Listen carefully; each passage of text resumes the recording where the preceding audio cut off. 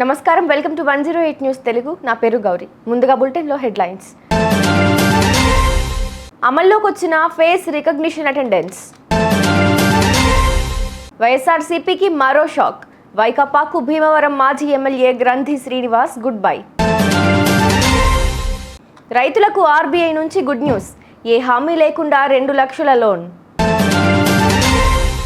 స్మృతి మంధన ప్రపంచ రికార్డు. ఇప్పటి వరకు ఏ మహిళా బ్యాటర్కు సాధ్యం కాని ఘనత సొంతం. రాష్ట్ర సచివాలయ ఉద్యోగులకు ఫేషియల్ రికగ్నైజేషన్ అటెండెన్స్ విధానం అమల్లోకి వచ్చింది. నేటి నుంచి సచివాలయంలో పనిచేసే అన్ని శాఖల అధికారులు, సిబ్బందికి ఫేషియల్ రికగ్నిషన్ విధానంలోనే అటెండెన్స్ నమోదు చేస్తారు. అవుట్ సోర్సింగ్ సచివాలయం హెడ్ నుంచి వేతనాలు పొందే ప్రతి ఉద్యోగికి ఈ విధానం వర్తింపజేశారు. ఇందుకోసం సచివాలయంలో మొత్తం 60కి పైగా యంత్రాలను ఏర్పాటు చేశారు. వైకాపాకు షాక్ల మీద షాక్లు తగులుతున్నాయి. ఆ పార్టీకి మాజీ మంత్రి అవంతి శ్రీనివాస్ రాజీనామా చేసిన కాసేపటికే మరొకరు గుడ్ బై చెప్పారు. వైకాపాకు రాజీనామా చేసినట్లు భీమవరం మాజీ ఎమ్మెల్యే గ్రంథి శ్రీనివాస్ ప్రకటించారు. వైకాపా ప్రాథమిక సభ్యత్వంతో పాటు పార్టీ పదవులకు ఆయన గుడ్ బై చెప్పారు. రాజీనామా లేఖను పార్టీ అధ్యక్షుడు జగన్కు పంపారు.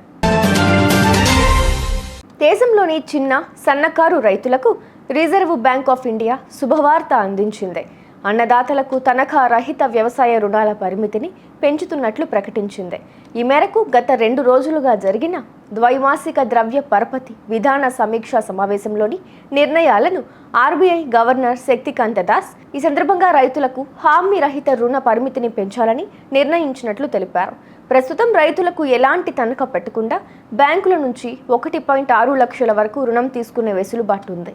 దానిని తాజాగా 2 లక్షలకు పెంచుతున్నట్లు గవర్నర్ వెల్లడించారు. భారత మహిళా బ్యాటర్ స్మృతి మంధన ప్రపంచ రికార్డు నెలకొల్పారు. బుధవారం ఆస్ట్రేలియాలో జరిగిన 3వ వన్డేలో సెంచరీ చేసిన మంధన ఒక క్యాలెండర్ ఇయర్లో అత్యధిక వన్డే సెంచరీలు చేసిన బ్యాటర్గా నిలిచారు.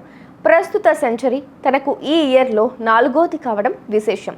బెలిండా క్లార్క్, మెగ్ లానింగ్ ఇప్పటి వరకు ఒక క్యాలెండర్ ఇయర్లో 3 వన్డే శతకాలు బాదారు.